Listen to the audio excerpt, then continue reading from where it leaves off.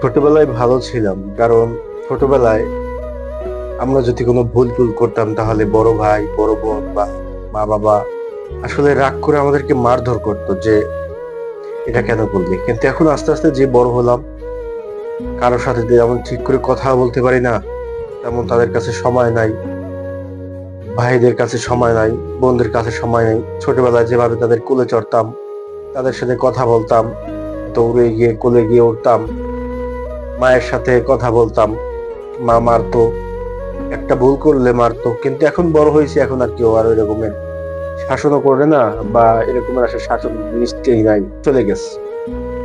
এই যে ভালোবাসাটা আসলে আস্তে আস্তে এরকমের সবই চলে যাবে, আর থাকবে না ভালোবাসাটা। আগে যেরকমের মানে ছোটবেলা যখন একটা ভুল করতাম, দেখতাম যে বড় ভাই মারতো বা একটা ভুল করলে একটা শাসন করতো, ভালো লাগতো।